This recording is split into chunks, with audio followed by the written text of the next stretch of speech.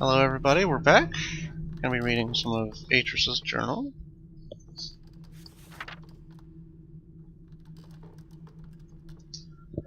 Well, these people never cease to amaze me. I thought they would object to my decision. After all, most of them link back to Denise specifically to see the city rebuilt. But when I told them why we should not restore it, their response was immediate and unanimous. Whereas today they thought only of rebuilding, today they concentrate solely on salvage. They intend to take from their ruined city only that which is best and move on. Everywhere I look, the enthusiasm for this new task is obvious.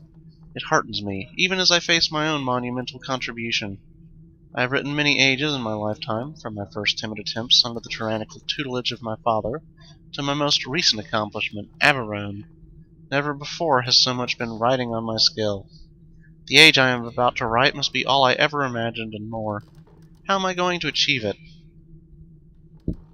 Catherine laughed this morning when she saw me drudging out my old notebooks. I must have made quite the picture, sitting near the embers of a fire, surrounded by countless commentaries and journals. Some of them seemed more dust than paper. But the hours I spent sifting through them was worth it. Ideas for this new age might be tumbling around in my head. There are almost too many to catch hold of. Obviously, I must choose some starting point as my anchor. Writing ages is a science, a precisely structured equation of words. Every equation needs its foundation as an underlying concept around which the age can develop. In the past, I have written my books around whatever idea intrigued me most at the time. I wanted to discover how the age to which the book linked would manifest the results of that idea. Sometimes civilizations had arisen, sometimes they had not. But whether society had come to exist on the age or not, it was often in response to whatever concept the book I had written embodied. This time, my search for a concept must be weighed very carefully. I already have the civilization I wish to see develop. I know our history as a people, and the paths we have followed to arrive here. Today I must write a book which will link to an age that will allow us to continue on our way, growing ever stronger as one people. What underlying concept must this new age reflect that will best allow our civilization to thrive? I fear I must think on this some more.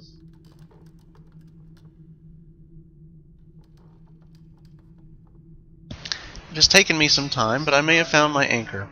It came to me as I was considering what I know about the survivors of Dunny. We've seen so much tragedy in our lives, from the destruction of our city to the suffering and loss of our loved ones due to plague and deprivation. Yet even in the midst of these adversaries, my kinsmen and I have found the strength to keep going. We have tapped into our individual strengths and transformed ourselves into something much stronger. It is a characteristic I've seen in several of my ages whenever I focus my writing on the inherent energy sources in a world. Long ago, Grandmother taught me that no life, no possibility for life in an age exists without the presence of energy. By tapping into its latent energy sources, an age moves out of stasis. It grows, transforms, and develops. Energy is the underlying fuel that powers all activity. To put it more simply, energy powers future motion. Yet, as Grandmother also liked to remind me, energy in an age takes on diverse forms. Each one has strengths and weaknesses of its own.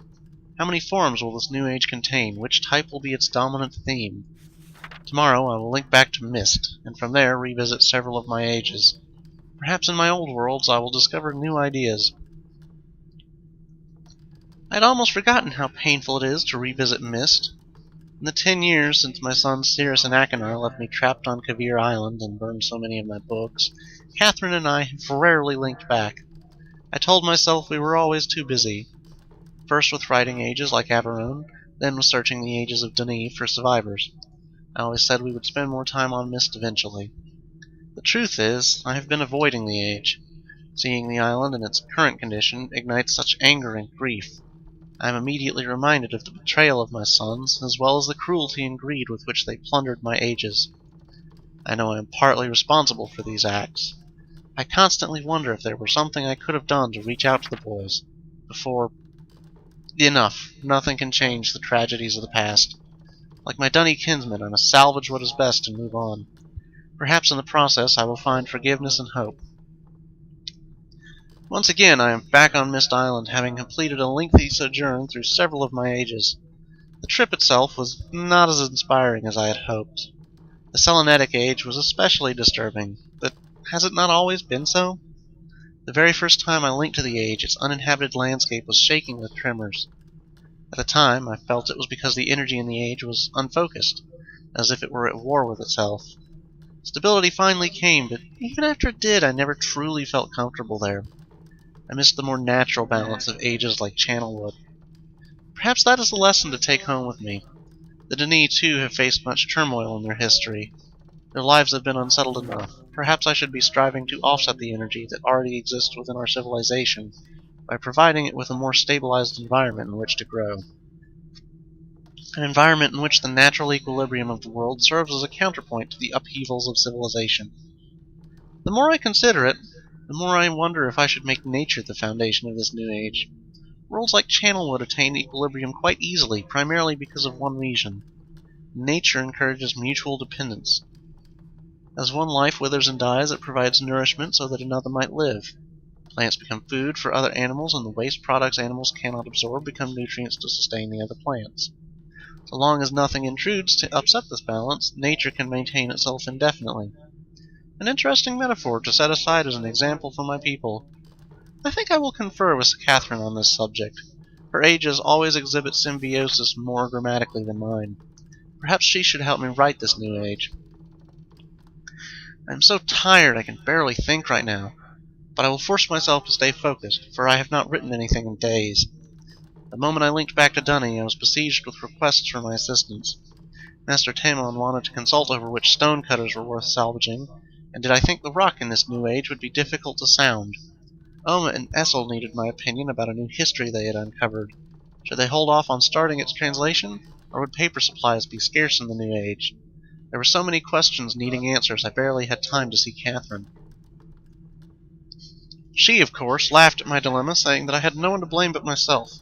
After all, I was the one who encouraged the Dunny to start over.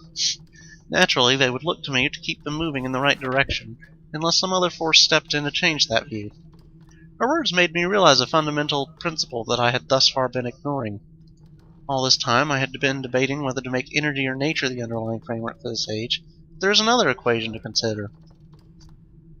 An age based solely on the future motion of energy will face constant upheavals, most likely at the cost of tranquility, and an age based solely on the mutual dependence of nature can become so balanced over time it may cease to tolerate change.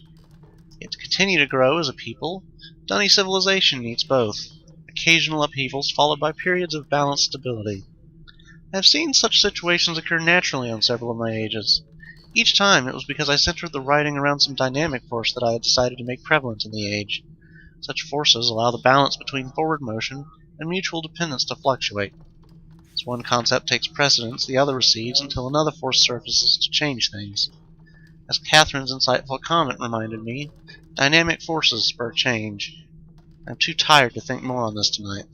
Hopefully in the morning my thoughts will coalesce. Catherine surprised me today. Apparently while I was off visiting my Aegis, she linked to Myst by herself. She did not say so, but I could tell that her visit had been painful. More than ever now, I am convinced we must find a place to begin again ourselves.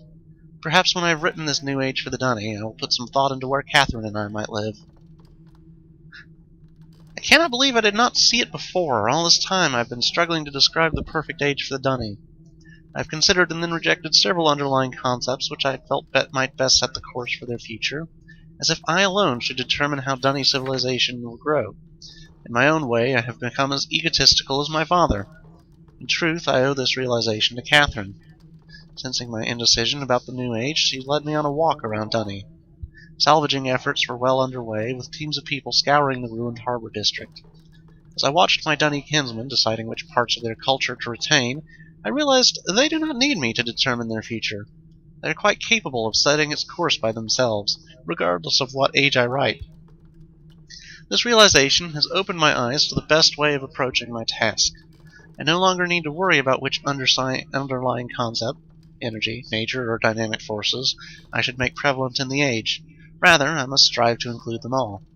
I must write a balance of systems into the descriptive book, enough so that the Dunny people will constantly be challenged to attain their ultimate potential.